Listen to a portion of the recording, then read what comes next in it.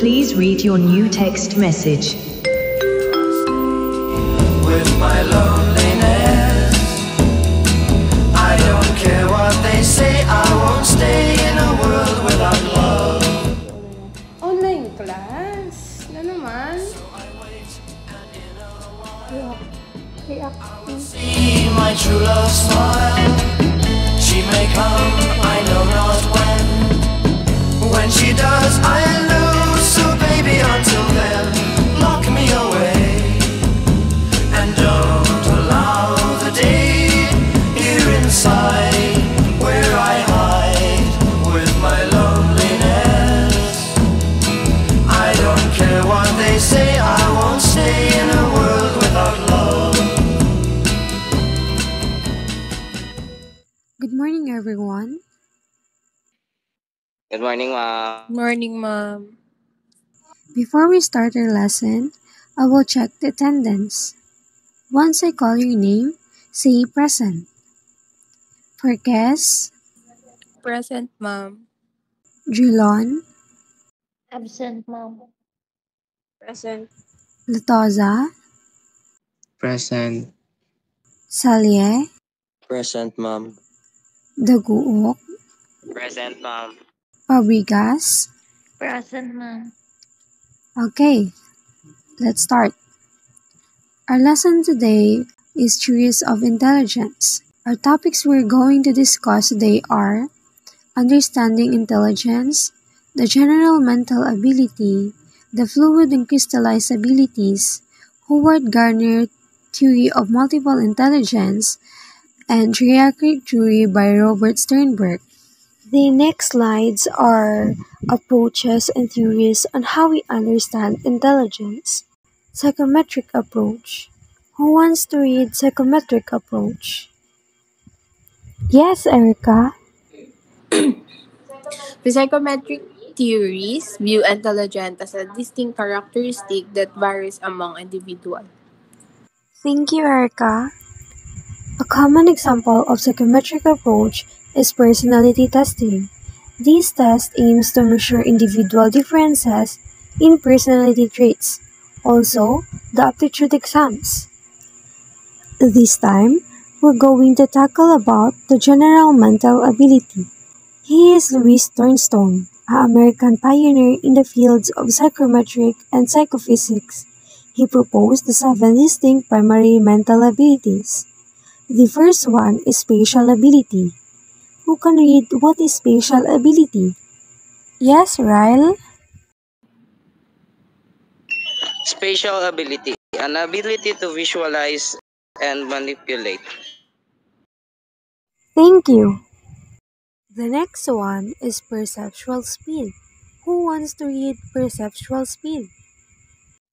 Yes, Erica. Perceptual speed quickly identify and process visual details.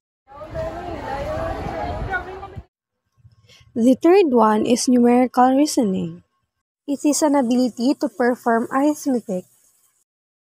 Basically, you know how to solve basic math. Next is verbal meaning. Who wants to read verbal meaning? Yes, Gian. Verbal meaning. Understand and define words. Bro, why are you look so good? I'm just not in the mood. Next is word fluency. Who wants to read what is word fluency? Yes, Mark. Word fluency. Generate words quickly and efficiently. Thank you, Mark. Example, a student with strong word fluency can generate vivid descriptions, develop engaging narratives, and write persuasive arguments. Next, we have memory. It is an ability to retain or recall information. For example, memorizing basic arithmetic facts like multiplication table is important for effective calculation, right? And lastly, we have inductive reasoning. Who wants to read what is inductive reasoning? Yes, Laharni. Inductive reasoning Infer general rules or principles from specific observation.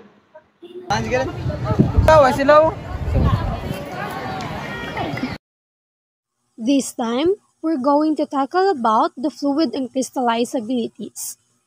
The fluid and crystallized abilities is proposed by Raymond Cattell, an British-American psychologist known for his psychometric research into intrapersonal psychological structure. The first one is fluid intelligence. Who wants to read what is fluid intelligence? Yes, Janeline? Fluid intelligence, ability to think abstractly, reason logically, and solve novel problems. For example, when students encounter a word problem they haven't seen before, they must use fluid intelligence to analyze the problem, identify relevant information, and devise a solution strategy. The next one is crystallized intelligence. Who wants to read what is crystallized intelligence? Yes, Gian. Crystallized intelligence. Ability to apply acquired knowledge and skills to solve problems and tasks. For example,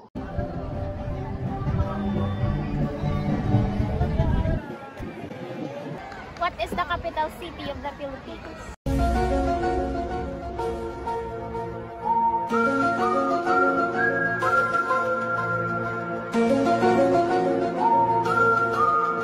Manila. You didn't have to cut me off. I can never know we were nothing. I don't even need.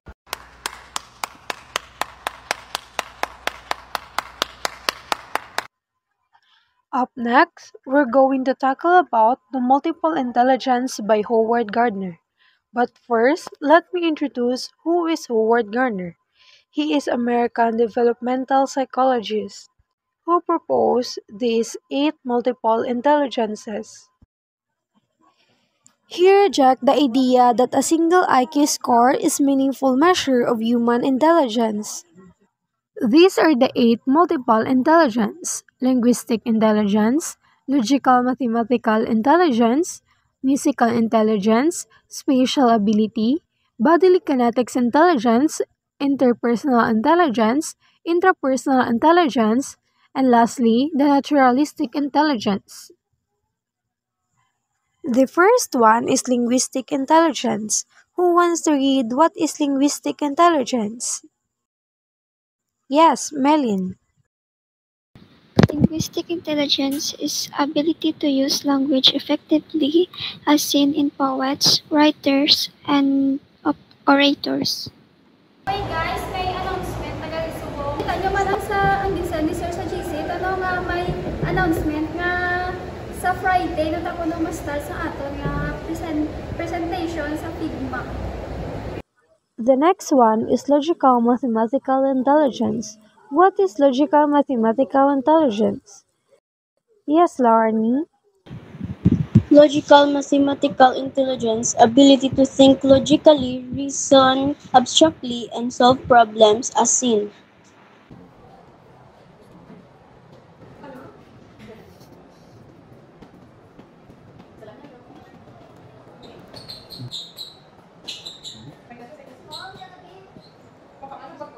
Okay, let's proceed.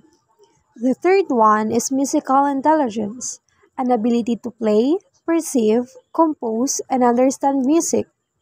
For example,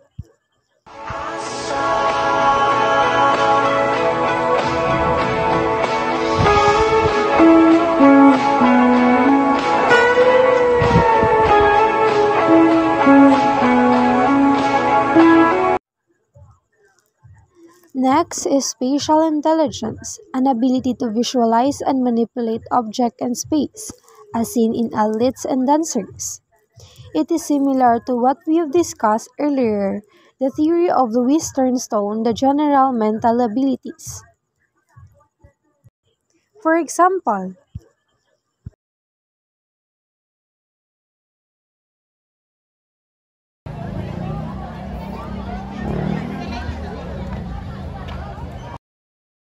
the next one is bodily kinetics intelligence. Who wants to read what is bodily kinetics intelligence? Yes, Erica. Bodily kinetics intelligence, ability to control one's body movement and coordinate with them, the mind, as seen as social workers and one's emotion. For example,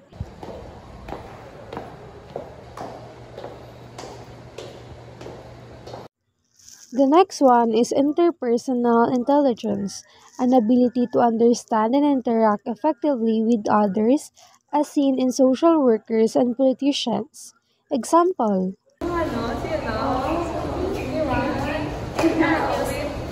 Boss! Ay, boss! Tapos ka na sa Big Mac? Ay, wala pa eh. Pabigat mo lang sa grupo ko. Ay, same. if we have interpersonal, we also have intrapersonal intelligence, an ability to understand oneself, one's thoughts, and one's emotions. For example, a student recognizes and manages their emotions, such as frustration or anxiety, during a challenging task. Lastly, the naturalistic intelligence, an ability to recognize and classify plants, animals, and other natural objects as seen in biologists and environmentalists. For example, Go, babaw.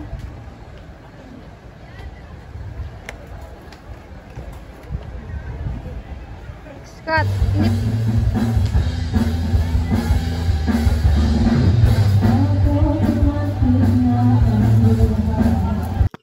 that ends our lesson for today.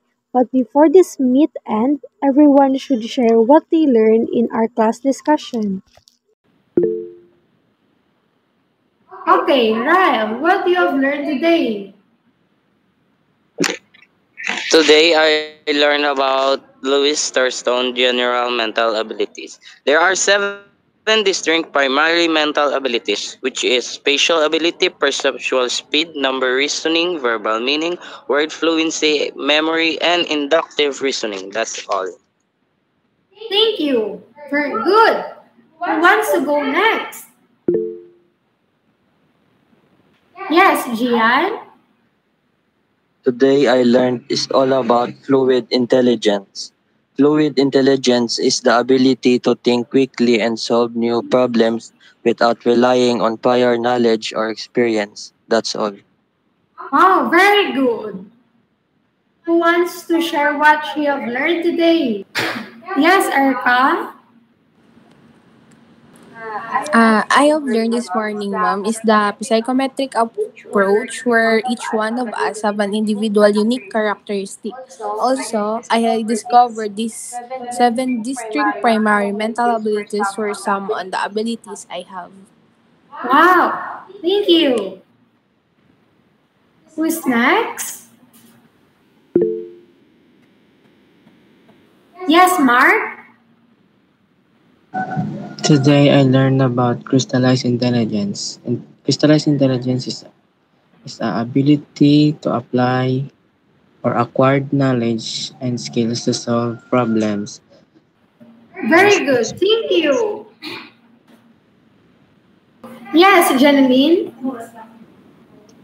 Learn this morning is all about the theory of Howard Gardner's, about theory of multiple intelligence. He reject the idea that only single IQ can measure our intelligence. Wow, very good. Thank you, Janine. So that ends our lesson for today. Thank you. Thank you, Mom. Thank you, ma'am. Thank you, ma'am.